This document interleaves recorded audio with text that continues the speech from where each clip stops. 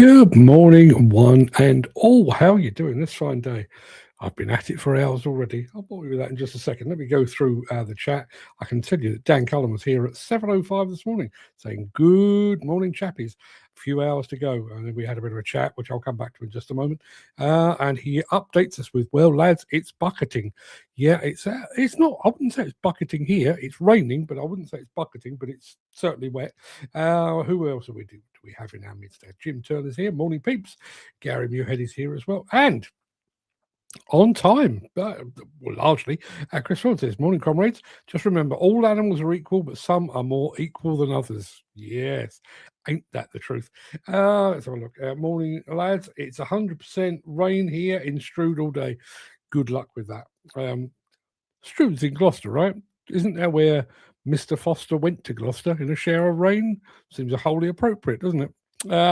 Good morning to Carlos Stanisak over on Instagram. Bill Cross, Big Boss Eco City. Don't know who these people are, but it's a great name. So yes, well, I'll do the good bit first, and then I'll do the slightly embarrassing bit. So I was on the BBC this morning, BBC Radio Berkshire. There's a clue in the title there. I was approached yesterday to talk about the fact that they are taking down the Queensmere shopping centre in Slough in the very near future. I don't think the demolition contract has actually been let. Barclay Homes are doing the overall development. I think the shops are basically closing this week, and then obviously there'll be a bit of a respite period, and then there'll be the strip out and the asbestos removal, demolition, and so on. So anyway, they wanted me on the radio to talk about how that process might go. More than happy to assist, given the fact that I was going to say I was the only authentic voice of the demolition industry. I'm kind of the only voice of the demolition industry because, anyway, I kind of misread that. So that was a good bit. Rich Clark treating me very fairly, was good presenter. You can get this over on BBC Sound. You can listen to it over there. But I misread the instructions. So I was here this morning. Nice shirt on, hat on, lighting all set, everything in place. Only to discover they only wanted my voice. I thought I was doing TV. I was doing radio. Yes, where I have the perfect face. John Paul Fitzmaurice is here. Morning, Mark, and all morning to you, John. Hoping the rain holds off till later. Got fencing repairs to do after this. Jim, if you need to get off and go and do that and then come back and listen to it later, you can do that. Just speaking of later, don't forget 3 o'clock this afternoon. Actually, 2:55 this afternoon. I'll be back here. Bearing in mind I was up early this morning, I should probably be half asleep, which won't matter too much because I'm handing over the reins largely to Volvo Construction Equipment of North America. 3 o'clock this afternoon, the fine folks at Volvo will be revealing, probably not all, but I'm guessing they're going to talk about some of what they're going to be showing at ConExpo in about 6 weeks' time. So if you want a sneak peek of that, and I'm thinking particularly here of Ken Hatcher, I haven't seen Ken yet, excuse me, in the chat, but Ken is going to ConExpo. So if you want to get an idea of what you're going to be seeing on the Volvo stand, be interesting chat this afternoon because it's Volvo, if you remember rightly, Volvo in 2020, at the very last minute, their stand was built. All the machines were in place, everything was there, and at the last minute they decided not to travel because of fears over COVID. Turns out they were absolutely right because COVID brought the show to a standstill eventually anyway. They were back last time around, and if you were here last year, you'll know that when they did the Bauma show, it was an all-electric show.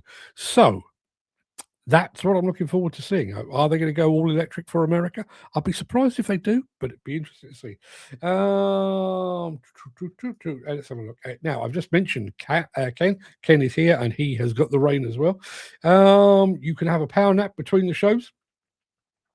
I'm hoping to do that, actually, Dan, all joking aside. My plan basically is I'll do the usual thing. I'll chop this up into its constituent parts, bung it out on the various platforms, and put my feet up for half an hour. I've already got tomorrow's morning monologue 90% written, so I can do that this evening.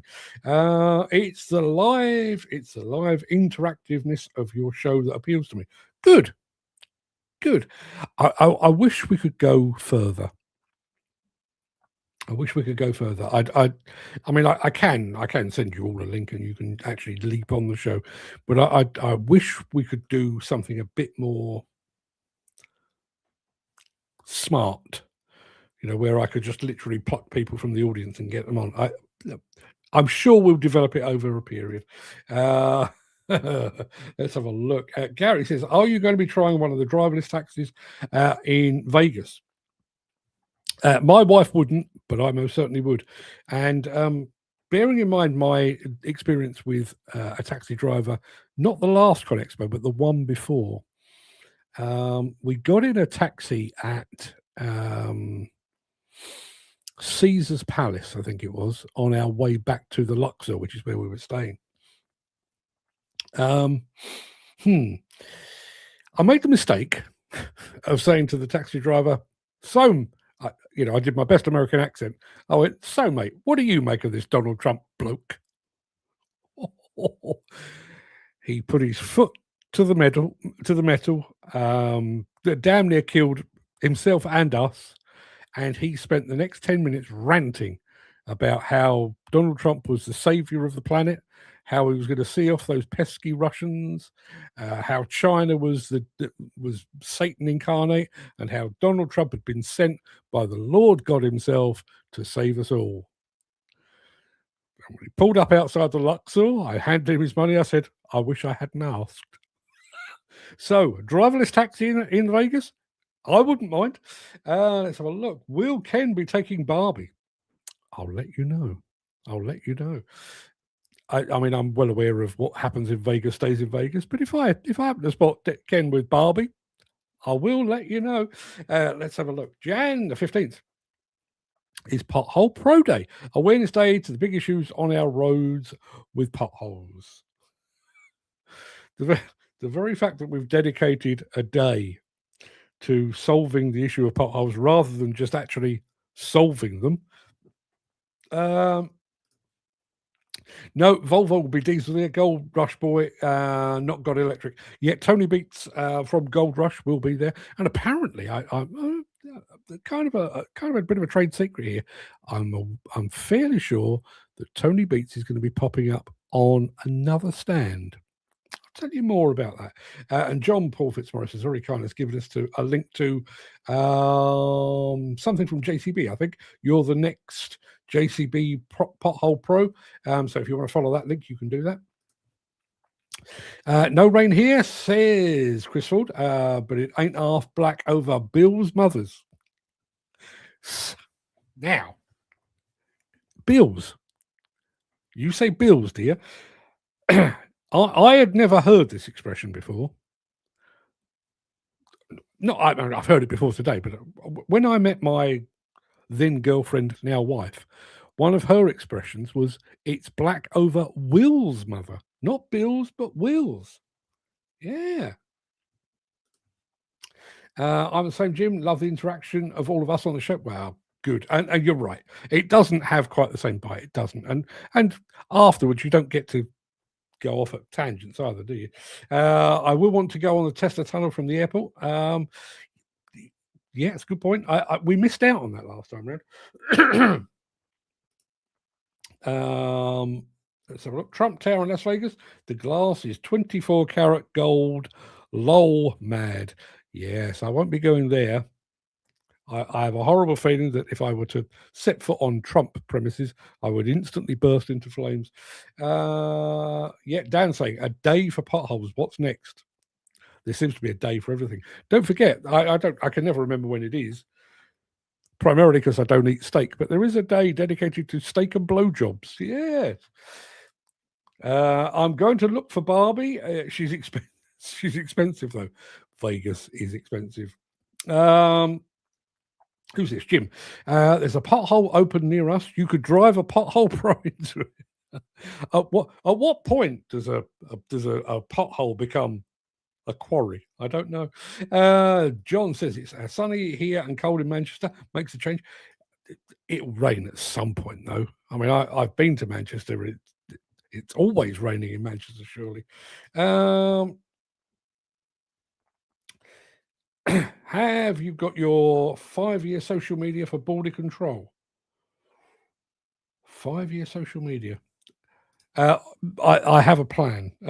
If anybody from TSA is watching this, the security force over in America, or ICE, particularly ICE, go and do something else. Just what I tell people what I want to do. I'm going to get my phone and I'm going to put it in my suitcase.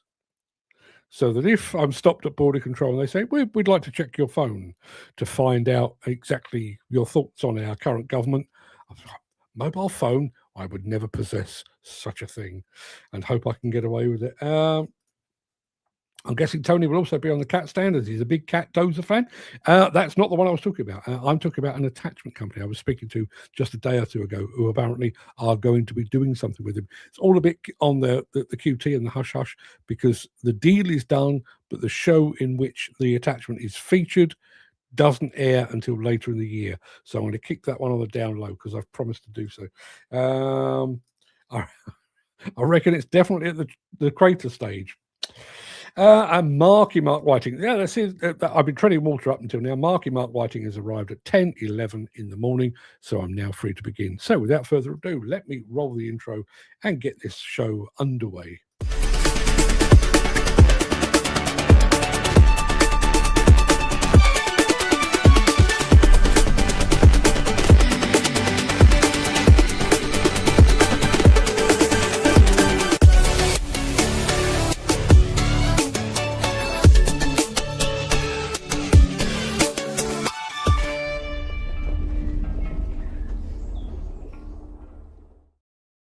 It is Thursday, the 15th of January. Welcome to the Breakfast Show. I am your host, Mark Anthony, the Walrus of Demolition, the Lord High Chancellor of live streaming, and apparently BBC Radio Berkshire's favourite demolition person.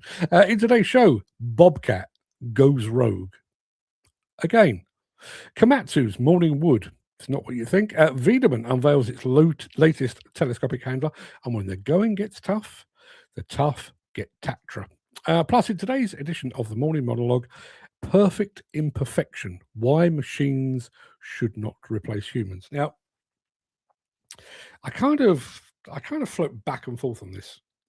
I'm about to show you the Rogue X3 from Bobcat, which is an astonishing example of machine autonomy. And then at the end of the show, I'm going to talk about why autonomy is such a terrible idea. I'm trying to show a balanced argument. That's all it is. I'm not being contrary. I'm just trying to show the balance in the argument. Let's have a look. They're blanking out cat stickers on Gold Rush now. Only Volvo. Money has changed hands there, I would suggest. Yeah. I mean, I don't know where we are now. I can't actually remember which Bond it was. It was an early Daniel Craig, may have even been the first Daniel Craig Bond movie, which was Casino Royale, I think. May have been Casino Royale. And there's a sequence where there's Daniel Craig as Bond is fighting a guy on a train, a moving train. And at one point, he gets behind the levers of an excavator, which was a cat excavator. And Caterpillar paid quite handsomely to have that role.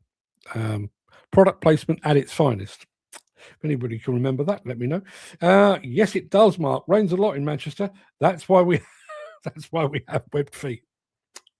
Okay. And what do we got here? Rogue. Interesting. You wait till you see it.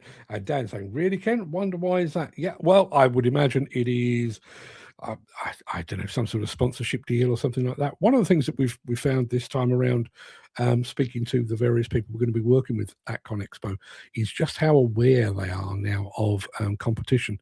On a couple of occasions, we're still drawing up the list of the people we're working with over at ConExpo.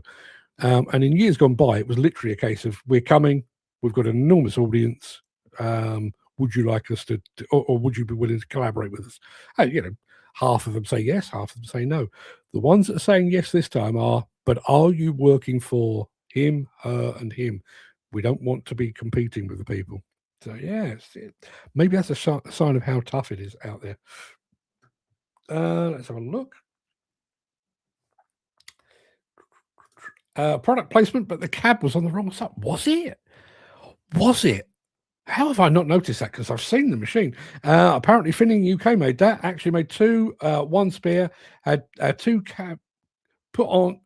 Had two put cabs on opposite side for the film. How have I never noticed that? How have I never noticed that? Too busy caught up in the action and probably admiring Daniel Craig's suit because, man alive, that guy could wear a suit. Ricky Webb of East Coast Demolition has just joined us over on Instagram. Must be early hours of the morning where he is, but I'm planning to meet up with Ricky while I'm in ConExpo. Ricky, looking forward to that. Gold Rush would have been a great program if it wasn't hyped up American shite. I'm not disrespecting the American people, just their TV industry. Listen, I mean, I like 99.9% of Americans. Always have, always will. I feel kind of cheated that I wasn't born there, to be perfectly honest. But what I would say about the American TV thing, and unfortunately, I do believe we've borrowed it. One of the things that it's kind of a pet hate of mine is that implied peril. I've mentioned this in relation to demolition TV programs. There's a demolition contractor going about their business precisely as they will every single day. Everyone knows what they're doing. It's all carefully choreographed. It's planned. Everyone knows their role. But you show that to a TV producer and it's, it could fall down at any minute. These men are dancing with danger. They're on the precipice of death. They're not really. That's what they do for a living. Hate that. Let's have a look. Dan has seen it too. Apparently one was in Cannock a few years ago, dumped in the corner. Wouldn't that be sad? You'd think they'd auction that off, wouldn't you? One of the stars of a Bond film. I do wonder why they've changed cabs on machines to left side as the old ones had on right. It's true. I listen. I'm sure somewhere along the line somebody did their homework and decided that was the way forward. I don't know what the reason for it is. If anyone does know, let me know. Right. We've mentioned Caterpillar.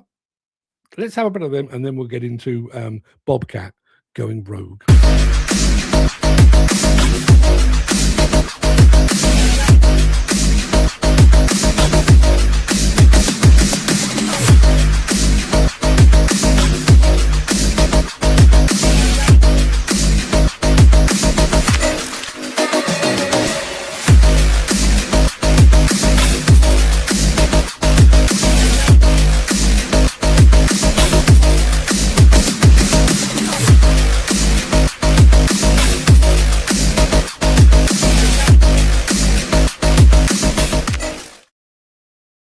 Right. Sorry, I was just playing around with something else on the screen there. What have we got in the chat here? Let's have a look.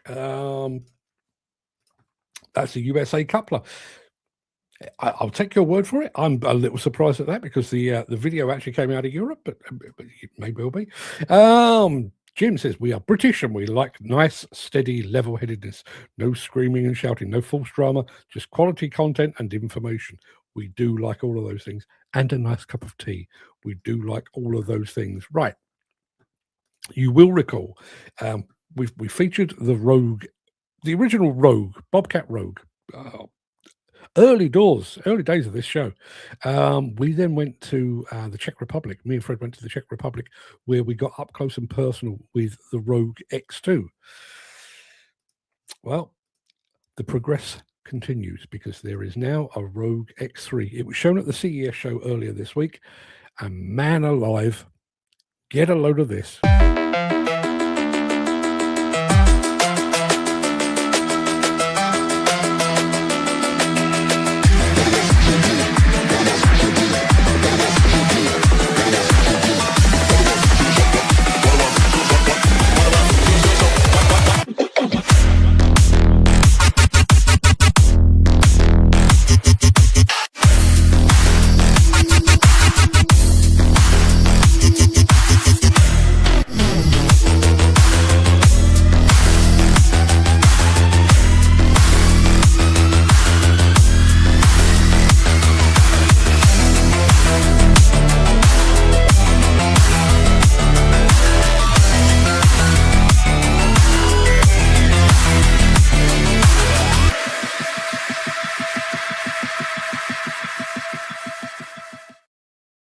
Yeah, as I say, my morning monologue today kind of contradicts everything I'm about to say. But shit me, that looks fantastic, doesn't it? I mean, if the future of plant and equipment looks like that, sign me up. I'll have a piece of that. And then to come the morning monologue, I want to go back on everything I've just said. Jim, enjoying the tune. Okay, the cab change was to improve operator visibility and standardized controls across the industry. Yeah, even that was weird, wasn't it? The standardization of controls. I can never remember who had what, but I do remember early doors when I could barely operate a machine. I mean, I haven't come that far, to be honest. But yeah, you'd be on one machine, you get used to a certain sequence, a certain grid pattern, and you get on something else. Like, hang on a minute, this not the same. Yeah, Dan says that looks so cool. You're absolutely right. Would be nice to get into the bones of that machine. Yeah, there's so much more to it. I mean, the electric power, the autonomy is fantastic. As I say, I've seen it up close. Not the X3, I've seen the X2. Fantastic, but also the fact that it's a dry system. No hydraulics on there. Well, there are kind of hydraulics, but they're all servo driven. So no fluids and stuff like that. It really is an astonishing piece of kit. I wish Bobcat every success with it, even though I'm going to counteract all of that when I get to the end of the show. I remember the old JCB 805B had totally different control to the modern ones. Yeah.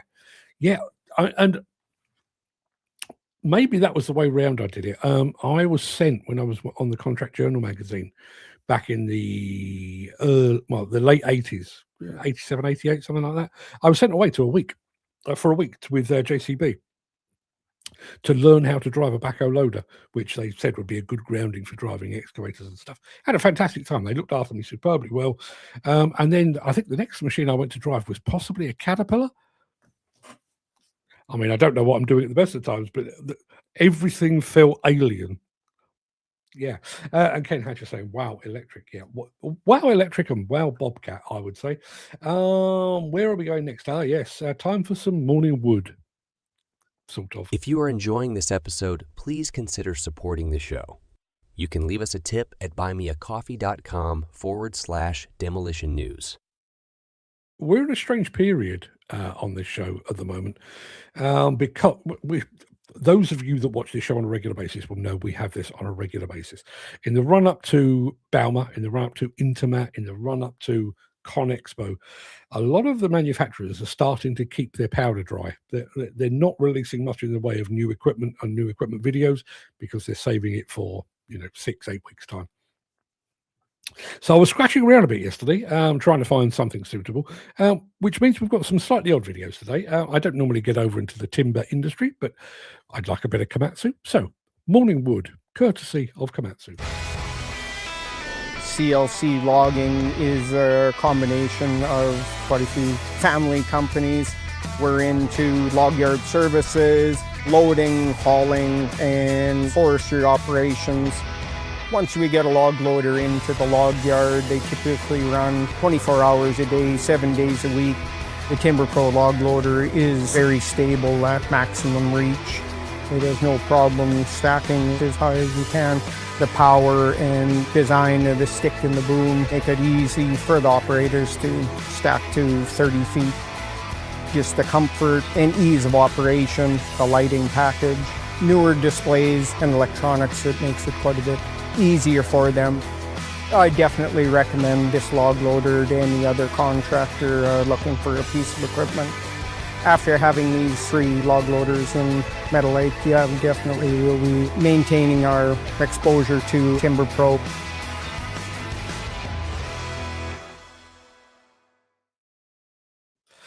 Ken Hatcher, going back to the subject of controls. Yes, I drove with Case Cat Control for over 20 years, then over to ISO excavator controls. JCB has still got X sticks. It is, let me think, it must be 5 years ago. I've ever since I got a computer, which was a long time ago. I've been a Windows man, and then 5 years ago, I finally made the switch over to Apple. I already had Apple Watch, Apple Phone, Apple iPad, and so made the leap. By and large, the controls are pretty much the same, but there's a few bits and pieces that the Mac does that Windows didn't, and the Windows didn't, and Mac did. And even now, 5 years on, I'm having to think about it. And then to stir things even more into the mix with my Stream Deck, I use it on this show to say good morning to you guys and to trigger certain actions and stuff like that. But away from here, I use it for other bits and pieces. Like there's things that I write on a regular basis, and I just literally hit a trigger. But it was literally like having to learn to walk again. Okay, so I've got to that point, press that button. Yeah, okay. It really does throw you off your game. Dan says, cabs on left provides better view of the boom and arm. That does make me wonder when you think about it. You tend to look right first before you look left. You do. I've never noticed that before. Very quickly, I'm going to get on with the show in just a moment. But I may have told you this when I came back from Japan. Let me think. No, the trip to Japan actually predates this show, so I'm not sure if I mentioned this before. Went to the Caterpillar factory in Japan. Well, we went to two, but the one I'm talking about, we went to one where they make excavators, and we went there specifically to see the Cat 340 straight boom demolition excavator. Saw it, it was outside, and we saw it and crawled all over it, took photographs, shot some film, enjoyed the sunshine, had a drink in the sun. And then they said, oh, let's go and have a guided tour of the factory. And we had a guide, and the guide was a young lady up front, Japanese, so wearing white gloves and stuff. And as we were walking through the factory, there was parts where you'd come to like a T-junction, and she would put her hand up and then do this. Which I thought, wow, that's, slightly over the top. There was a group of about 30 of us, I suppose. Anyway, we did the guided tour, and then we went into their headquarters, the actual building where office people work. And every time we came to, a point in the corridors where corridors intersected, hand up, check right, check left, straight ahead. And I thought, well, that's mighty weird. Anyway, we had a couple of days. This was in not far from Kobe. We then jumped on the bullet train and headed down to Tokyo. If ever you get the chance, it really is quite good. So yes, we went down to Tokyo, and that evening we went out, and we all went out. I wouldn't say separate ways. A bunch of us went out to one place. We got to, there's a massive intersection in the center of Tokyo. There's about 6 different directions you can go in. So there's all these traffic lights. The traffic lights bleep. They make a weird sort of chirping noise in Japan. And literally everybody around me, and I'm talking about hundreds and hundreds of people, young and old, and only then would they walk. And I spoke to one of the Japanese guys and said, what's this about? And he said, we taught that at school, and that's what we do. We stick with it. Yeah. That is a weird one. Always wondered what and why we look right before left. I've always assumed that was probably because I'm right-handed. And when I used to play football, I was right-footed. I'm very much right-sided. But I wonder if that is a universal thing. I wonder. Yeah. Okay. So yes, we've got more to get on with. We've done that. We're talking telehandlers with Weidemann in just a moment. After this. Since the finance bill came into effect in April, the construction industry has seen a surge of fuel thefts. The rising cost of living has placed an additional risk of theft by employees and contractors, as well as opportunistic thieves. By using diesel dye and placing warnings of its use, you are sending a clear message that this is your fuel.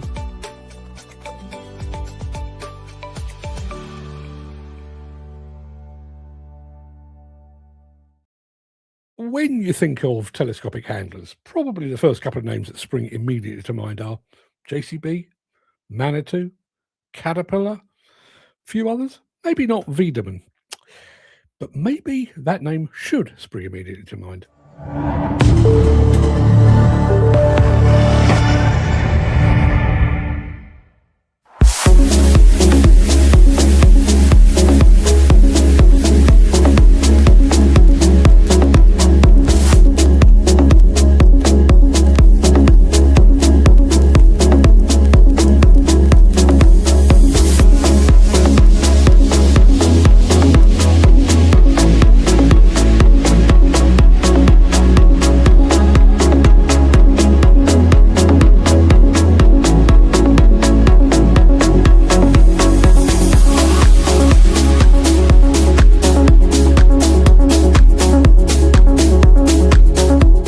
Der Weidemann Teleskoplader T6025 überzeugt durch seine enorme Wendigkeit und Standsicherheit sowie große Optionsvielfalt.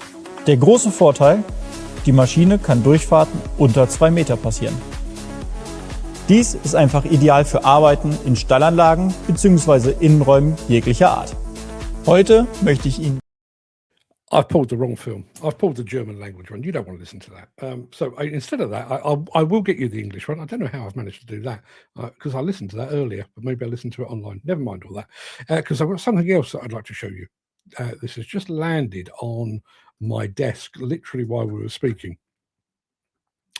Civil firm Caldwell Construction files administration notice. This is up in the part of the world where our friends Jim and Chris work. Stoke-on-Trent groundworks and civils contractor Caldwell Construction has filed a notice of intention to appoint administrators as it scrambles to find a buyer and fend off creditors. Industry sources said the £60 million turnover firm has written to subcontractors and staff warning it is fighting for survival, blah, blah, blah, blah. But this is the bit that made it stand out for me. Tensions have been running high. I'm trying to do my dramatic voice here. Tensions have been running high. Just over a week ago, diggers were torched at a site near Liverpool in an incident thought to be linked to payment disputes. It's also understood that police were called yesterday to Caldwell directors' homes to disperse suppliers seeking payment. That's turned very ugly indeed. Apologies again for that Weidemann video. I'm not entirely sure what went wrong there. Dan is going back to it. Well, lads, going back to it. Have a great day. Stay safe and be careful. Yeah, absolutely. Looks similar to Manitou. Only thing is the name. I think they've been in the game almost as long as Manitou, actually. But we'll come back to all of that anyway. Let's get back to the main crux of things, which is we're going trucking in a moment, but not in the normal way. Back after this.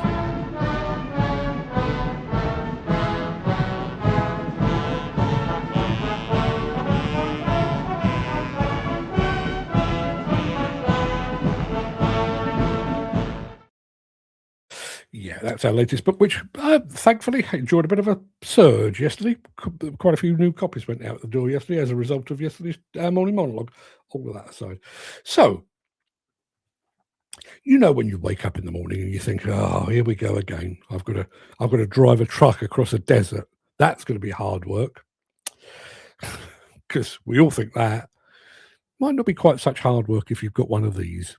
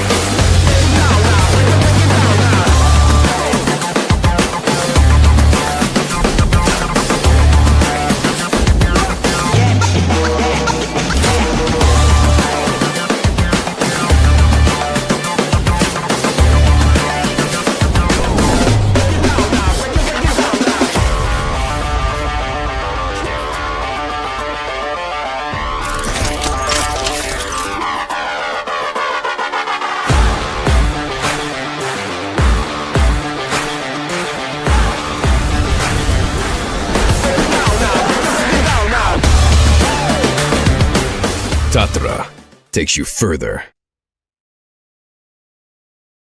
It wouldn't end well, but I'd love to take one of those for a spin. Dan Cullen is saying, bear in mind, Peter is our usual truck expert. Where is he? I don't know where he is.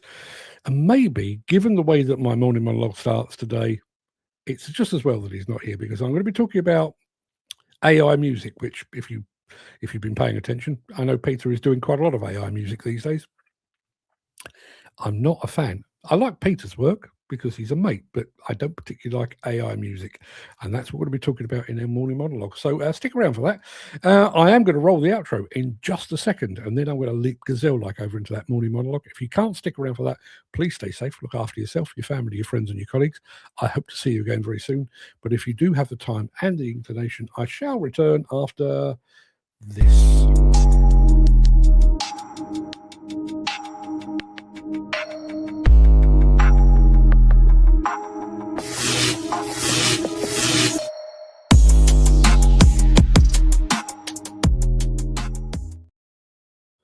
There is a peculiar kind of silence that exists at the heart of modern audio recording. If you listen to a piece of music generated by a sophisticated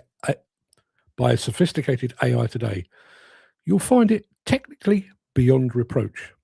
The frequency response is balanced, the pitch is mathematically perfect, and the tempo is locked to a molecular grid. It is, by every metric we use to measure quality, perfect. Yet, as the final note fades, you're often left with a strange sense of emptiness, as if you've just enjoyed a gourmet meal prepared by a Michelin star chef who forgot to add the salt. This is a paradox of our age. We are finally able to achieve perfection, only to find that perfection is not necessarily what we really want, that perfection is actually lacking something. We see this same clinical sterility creeping into the physical world, specifically within the realms of demolition and construction. In years past, building a skyscraper or tearing down a bridge involved a certain amount of feel. It was an unspoken conversation between the engineer, the site boss, and the earth itself. But today, that conversation happens in a vacuum. We use digital twins to simulate every stress test, every wind shear, and every structural vulnerability before a single spade hits the dirt. The computer analyzes the project from every conceivable angle, scrubbing away every single risk of error. The result is a building that is objectively perfect. It's efficient, safe, and precisely as the data suggested it should be. But look at it. Do modern buildings move you? Do they have the perfect imperfection of a Victorian terrace or a Gothic cathedral, where a slightly crooked stone or a hand-carved gargoyle tells you that a human being was actually there? When we remove the possibility of a mistake, we remove the thumbprint of humanity. That loss of soul is even more evident in the evolution of the tools we use. We're seeing a steady march towards automation and autonomy. There's a move to take the operator out of the cab and place them behind a remote screen. Anyone who's ever operated heavy plant machinery knows about feel. You sense it in the vibration through the joysticks. You hear the engine strain just before resistance gives. It's a tactile feedback loop. The machine becomes an extension of the operator's nervous system. But when you automate that process, you sever the link. The loss of humanity isn't just a poetic phrase, it's a literal loss of sensory feedback. Without that resistance, without that struggle between the man and the metal, the work becomes a clinical exercise in data processing. It's efficient, sure, but it has no spirit, no soul. All of which takes us back to the recording studio, or more accurately, back to a smoke-filled room in the late 1960s. Consider the creative alchemy of Mick Jagger and Keith Richards of the Rolling Stones. Their process was the antithesis of the digital twin. They didn't arrive at the studio with a blueprint that had been analysed from every angle. Keith Richards might show up with a raw, jagged guitar riff, a few chords played on an acoustic, missing a string and possibly with the wrong tuning. And Mick Jagger would arrive with a few scraps of lyrics, half-formed thoughts scribbled on the back of an envelope. They didn't have a finished product.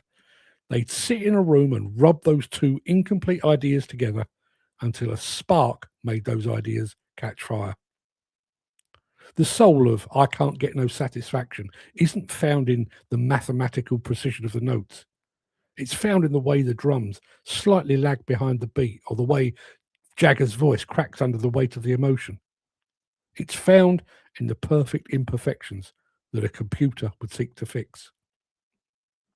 Today, a teenager in their bedroom can produce a multi-tracked song that sounds on the surface just as polished as anything coming out of Abbey Road. They don't need to read music. They don't even need to play an instrument. They can drag and drop perfect blocks of sound into a grid. That song might even become a hit. It might be streamed 1 billion times. But it will never, ever possess the visceral power of Gimme Shelter or the fragile beauty of You Can't Always Get What You Want. A computer can mimic the sound of a blues guitar, but it can't feel the heartbreak that necessitated the blues in the first place. It can generate a lyric about loneliness, but it's never experienced it. We're trading feel for efficiency in every sector of our lives.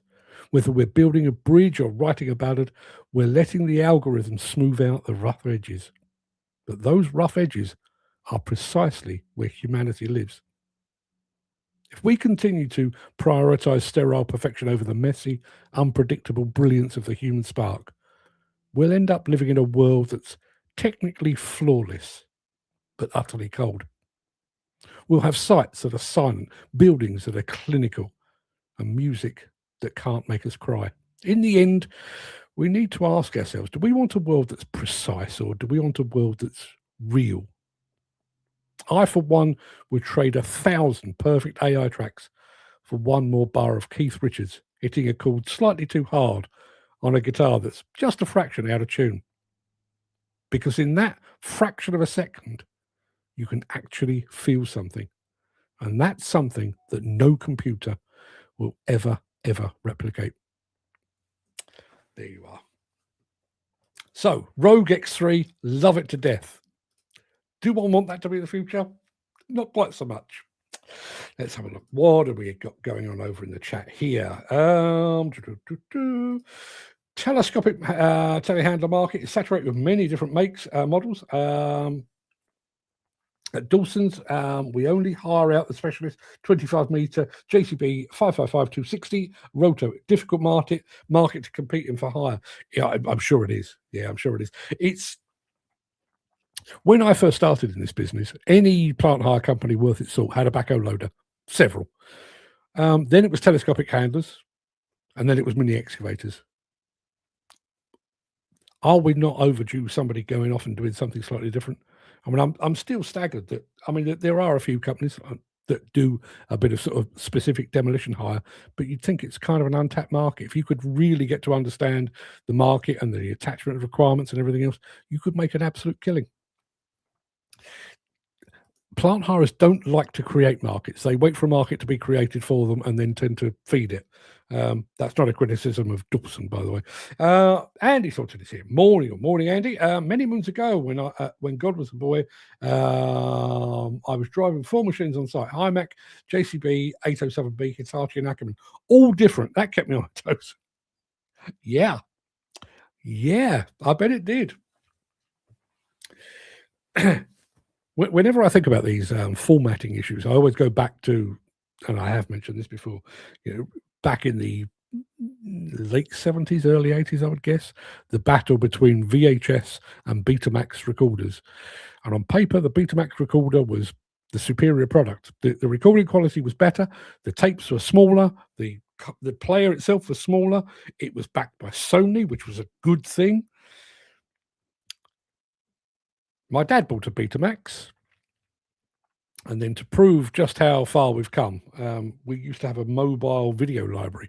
Used to come to the housing estate where I lived, like a big lorry, and in the back, shelves, floor to ceiling of videotapes. You could watch. There was probably 1,000 movies in there, but the Betamax section was basically Rocky and E.T. And we'd seen those. Yeah, Betamax never took off, so we ended up with basically a dud. Exactly the same. You think about something like this: your phone, and more specifically, that hole in the bottom of your phone. You'd think somebody would have somewhere along the line gone, it's Android, or it's what they called, Huawei, something like that, or it's an Apple. What about if we just make all the chargers universal? Nah, that's far too easy. Exactly the same with machines. So going back to the morning monologue, I won't be around to see this, but have any of you ever been to, for example, Rome? It doesn't have to be Rome, but somewhere. I mean, I've been to Rome, and I've been to Cairo, I've been to the pyramids and stuff, and there is that really strange feeling you get of standing by the ruins or an historic monument and thinking, I mean, even St Paul's in London, if you go into St Paul's Cathedral, you think, there's hundreds of years here, kings and queens and, noblemen and paupers have walked on, they've trod upon the very place that I'm standing now. When I go to Verona, there's a big, trying to think of the word, like a Colosseum kind of arrangement there. And you think that's been there for thousands of years. And when you sit on those stone steps, you're sitting where somebody, basically a Roman, it's Verona, but you get the idea. Somebody from ancient Rome times would have sat there and watched a play or something like that. And there's that astonishing connection with history. Will we still get that if the buildings that surround us were built or designed, erected and built by machine? Will future generations, and I'm talking maybe 100 years' time, will future generations be making a pilgrimage to the Shard or the Gherkin or the walkie-talkie? Or will they forgo all of that and still go back to the Tower of London? The bits of London that have been there forever and that do have that, as I said, that perfect imperfection. Let's have a look. Dan says, I operated a 40-ton Ackerman. It was a great machine and a 27 Paclane. You think Betamax was bad? My dad, I think that's my dad, bought a Philips 2000. Do you know, I don't even remember a Philips 2000. I'm assuming that's a different type of tape entirely. I think Dan has corrected himself. It was a 20-ton Paclane. Yes, agree. That's what I'm trying to build with Dawson Group. Specialize in what others don't do. Yeah, I mean, I don't understand that. Not my local high street, but a local high street. If you've got a McDonald's and a Burger King, and you're planning to open a new food outlet, why would you choose to make burgers? Why would you choose to sell burgers when you know that you're not going to make a Big Mac or a Whopper?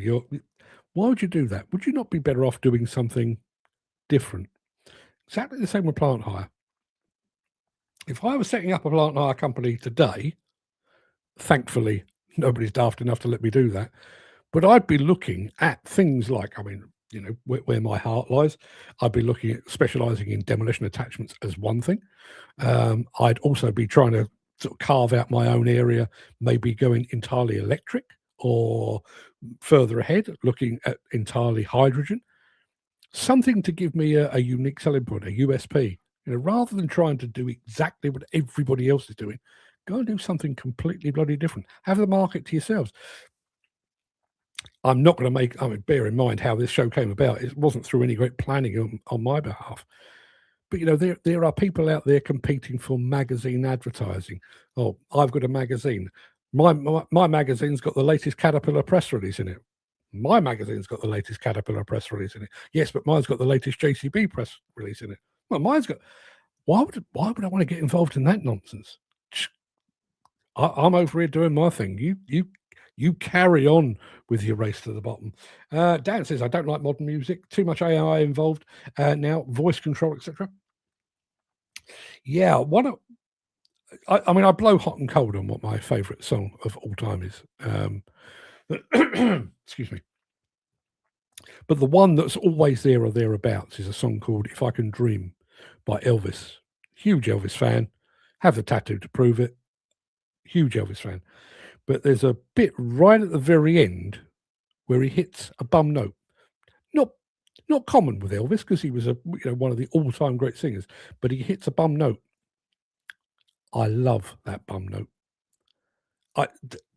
That's It's the same as, I grew up listening to a lot of electronic music. Favorite band of all time, Ultravox, lots of synthesizers and drum machines and that sort of thing. But I've seen them live, I don't know, 12, 15 times or something like that.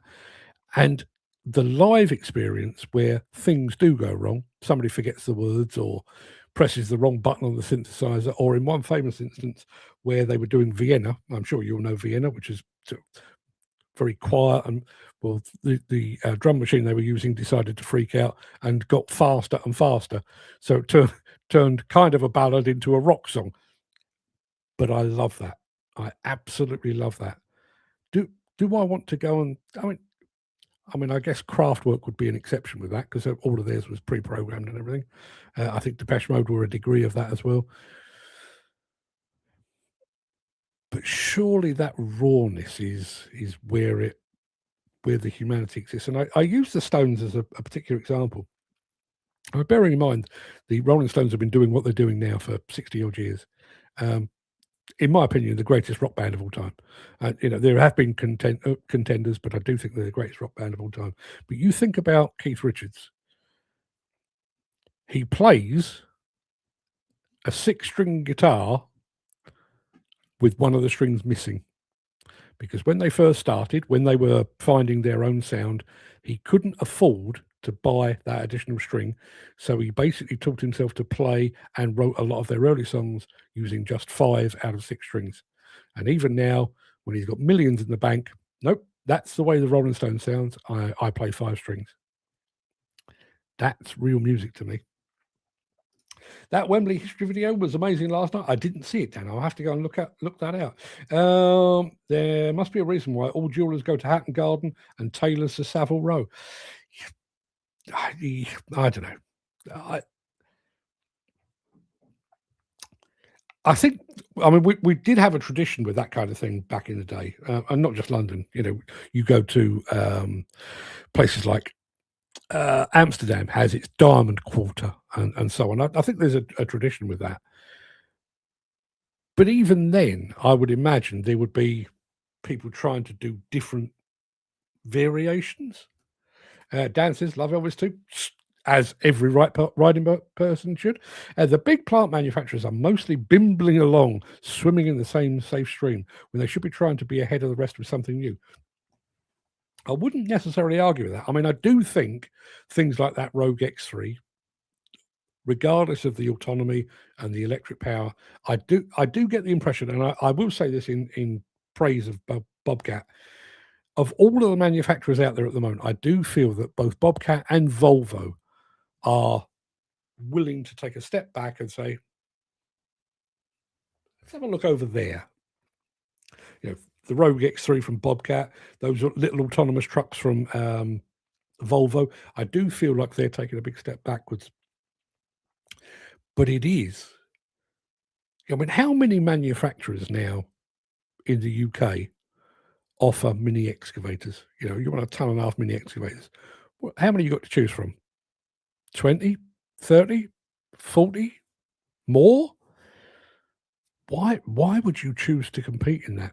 And full well, particularly when 80-85% of our market is dictated by the plant hire industry, who are notorious for buying cheap.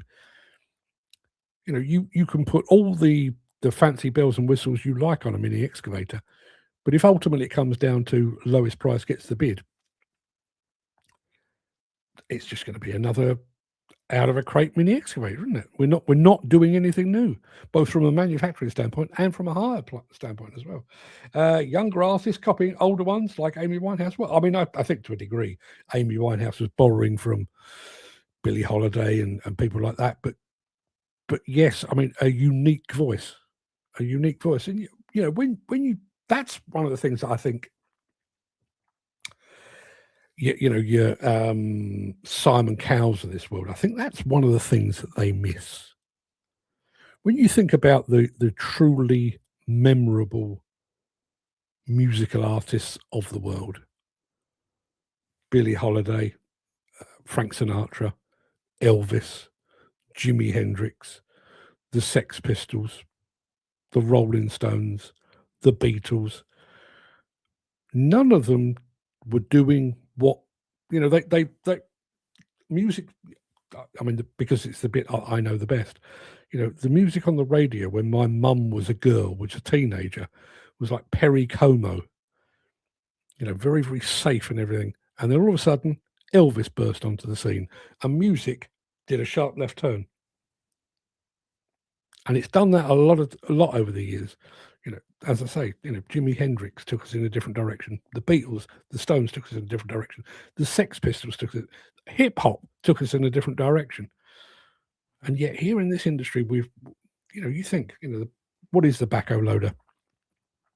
70 plus years old, still doing that. How old's the telescopic handler? 60 years old, still doing that. Excavator, 80 years old, still doing that. Where's the tangent? Jim says it's like they're afraid of failure or ridicule. Great people, firms fail. That's how they become better. Yeah, I do wonder. We mentioned this a little while ago. When you think about the Keller brothers, Richard Smalley, Joe Bamford, that notion that they were basically answerable to no one. If Richard Smalley or Joe Bamford came up with an idea for a machine, they would build the machine and then show it to the market and say, have a look at this. What do you think of that? Whereas now, I think, partly because the companies are so much bigger, but also the stakes are higher. When you're employing tens of thousands of people around the world, the stakes are higher. Can you actually afford to go off at a tangent? That's one thing. But also, I wonder about the process. You think about the original mini excavator, Richard Smalley probably designed it on the back of a fag packet, produced it, showed it to the market liked it, everyone's happy. Whereas now, I think it would have to go through so many iterations. The designer has to show it to his design boss, who has to show it to the salespeople, have to show it to the directors, who have to show it to the shareholders, just so many hoops. And ultimately, I think it becomes easier to just do what you've always done. John says, great tune and a legend. I love Elvis. Agree. Live music is the best experience, raw and real. Yeah. I mean, for example, I went to see The Prodigy at Glastonbury, 2009, probably. I thought I was going to die in a good way. That they are the loudest thing I've ever heard. I've been underground in mines with mining equipment, 2 feet from my ear. I've been in demolition sites with hydraulic breakers. I've been on aircraft and I've watched aircraft. Nothing compared to The Prodigy. At one point, they were playing a song called Invaders Must Die. And it shook my internal organs. And it shook them so hard, I actually thought I was having a heart attack. Let's see you do that, AI. Yeah, I mean, literally, I was stood there thinking, this is amazing. And I'm terrified. I might actually die here. To be honest, I wouldn't buy a Yanmar. Not great. See, you surprised me. I thought Yanmar were pretty damn fine. Your current range sales fund the range sales fund the things you haven't started producing yet. When you produce something no one else makes, you instantly have 100% of the market. That is this show. I have 100% of the demolition and construction equipment live streaming market. It's not a huge market. Ultimately, I probably will retire on the strength of it, but I've got it to myself. I don't have to knock £50 off my advert because some Herbert down in Worthing has decided to lower his costs a little bit. Not interested. Yeah, that's what you're gonna do. Crack on, pal. Crack on. I'll be over here doing my thing.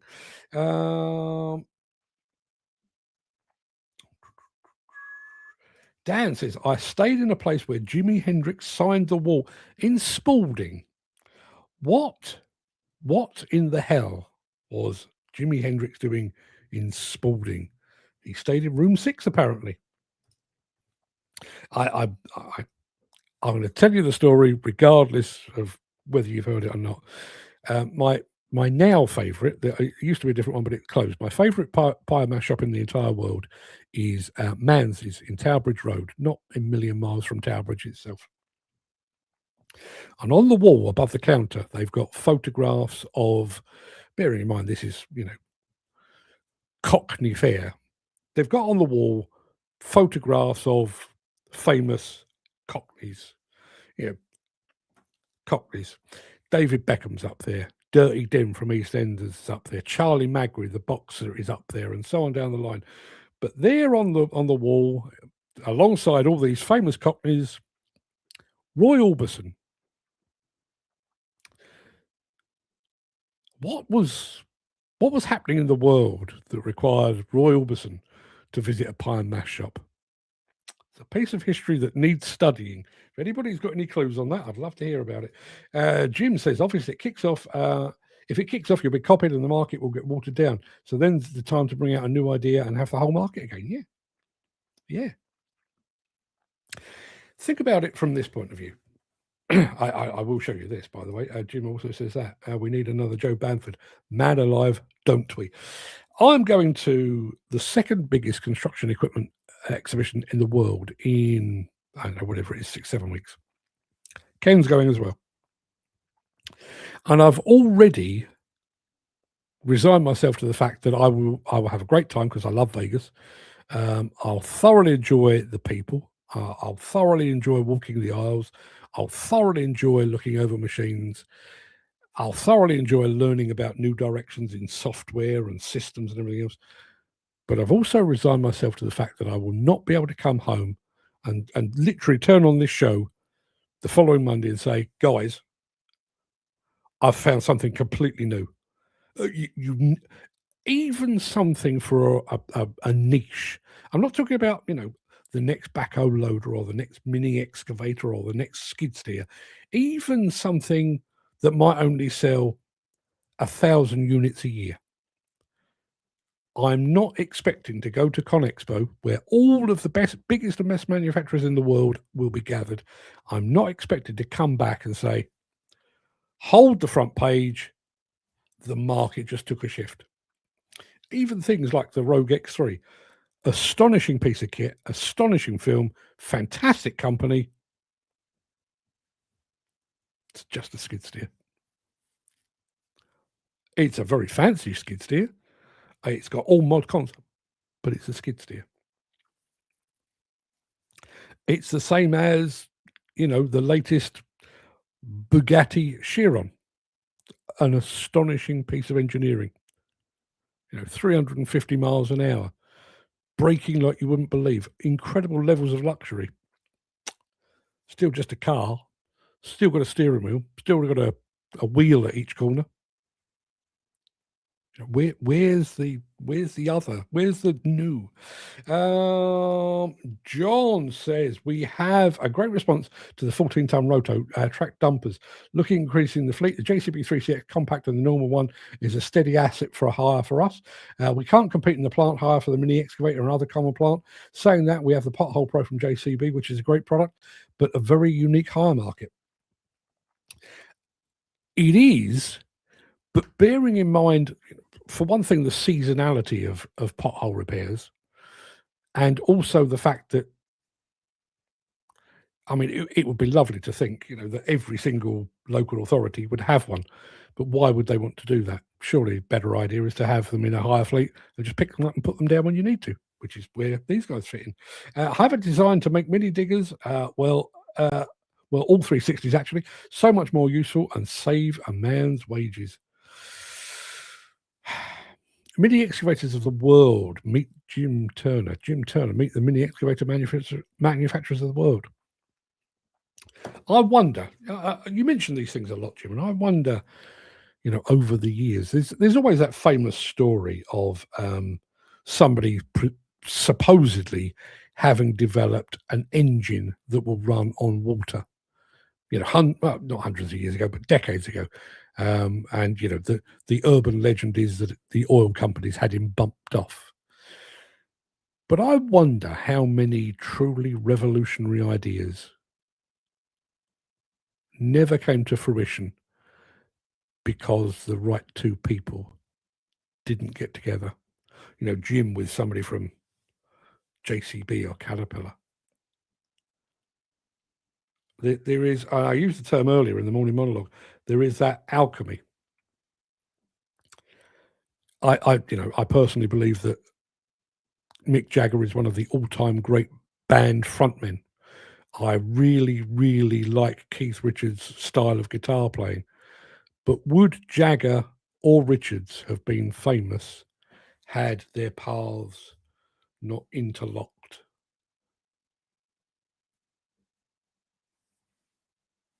Would we still be revering Mick Jagger and Keith Richards now if their paths hadn't crossed back in the 60s?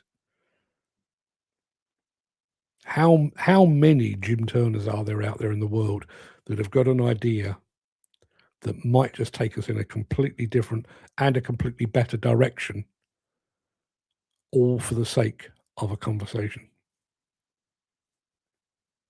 I wonder. Jim says, my ideas will never get tried unless somebody employs me to develop them, or if I'm rich enough to finance my own designs myself. Just feels like a missed opportunity for somebody to come along and say, well, yeah, Jim, come on board as a consultant. Let us pick your brains for the next 5 years or whatever it might be. Think about the maths of that. I'm going to work in round figures here, but imagine somebody took Jim on for 100 grand a year, just because I can do the maths. 100 grand a year for the next 5 years. That's £500,000. But he produces a machine or a system or an attachment or whatever it might be that takes the market in a different direction. Going back to his point about if you're the first to market, you've got the market to yourself.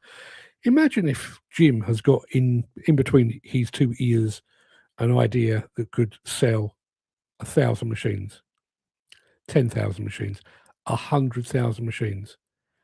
The £500,000 consultancy fee that somebody's paid him, change.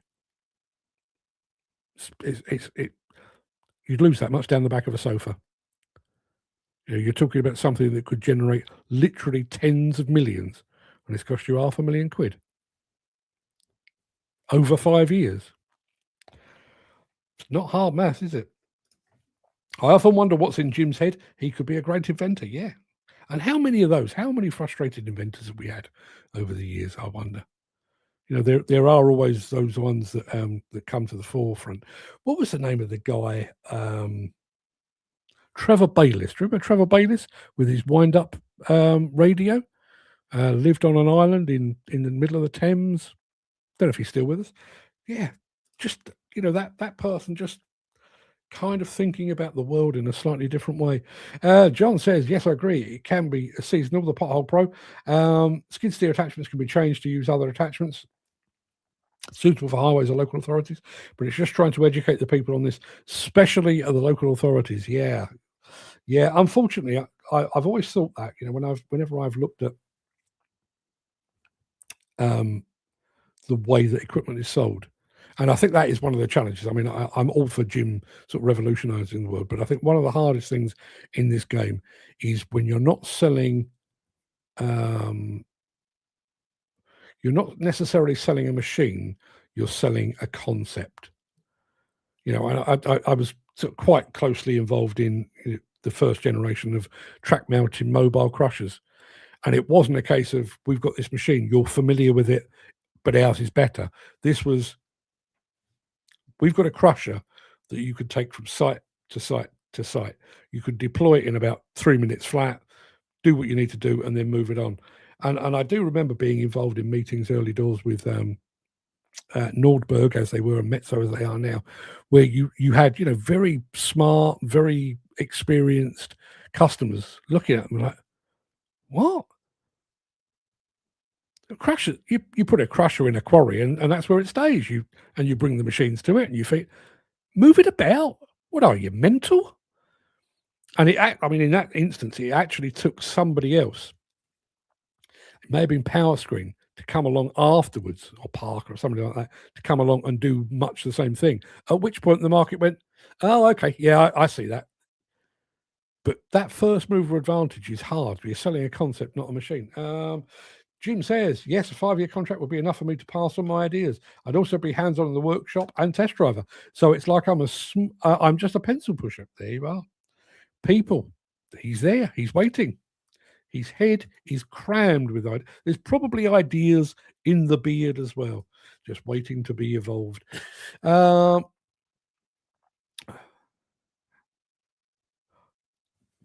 Whoa, hang on a minute. I actually thought I was misreading this. But this is poetry. Don't often do poetry here, but apparently. Full many a gem of purest ray serene, the dark unfathomed caves of ocean bare. Full many a flower is born to blush unseen, and waste its sweetness on the desert air. Just, Jim, this is you. This is you right here. Many a flower is born to blush unseen, and waste its sweetness on the desert air. Well done. Apparently, that's an elegy written in a country churchyard by Thomas Gray. Did you just have that to hand, or were you vigorously typing into ChatGPT? I'm listening to this twat on the computer. Let's come up with something. Well done. Either way, I'll take it. When I have an idea or a project, I'm like a dog with a bone. I won't leave it alone until it's finished. And yes, JCB would be my first choice because they're local and I'm a fan. And listen, I speak to the JCB people all the time. They do watch. They do watch. They honestly do. Apparently, it is his favourite poem. I've always wanted a favourite poem. There are many things. I read a lot, and I like me a movie and stuff like that. But there are bits of culture that I do believe have escaped me. Like I like some classical music, but I only know classical music by the adverts that it was in. I've been to the ballet, which was amazing. Not necessarily I'd rush back. Never been to an opera because I don't get it. And poetry, I hear a couple of lines of a poem and you think, oh, that's fantastic. And they asked me a week later, what was that poem? No, not a clue. It's all gone, which is why I tend to fall back on lyrics because I can remember songs. Maybe if I set poems to music, maybe I'd remember them a bit better. Anywho, people, I've got to go and chop this up. I will be back. I shall return 3:00 this afternoon. If you want to get an idea of what Volvo will be showing in Conexpo in however long it is. Yeah, I'll be here at 2:55, basically setting things up and making sure we're all on the same page. And hopefully, the way these things normally work, Volvo will press the button at 3:00, and so by about 3:01, the show should start. So we can have a bit of a natter beforehand, and then I'll press the button and hand over to Volvo. That's the plan for this afternoon. So if you are around, if you are near a computer or a mobile phone, be here and enjoy. I think Matthew McConaughey will be a great poem reader. I agree. He does do one of the sleep apps, doesn't he? I don't know if you're aware of that. I can't remember which one he does, but you can actually download an app and you can have Matthew McConaughey in your ear hole as you fall asleep. All right. Sounds nothing like him, but you get the idea. I'll be back at 3:00 this afternoon. If you can't be there for that, I'll be back again tomorrow morning for yet more of the same. Until then, everyone, have a good day. See you soon.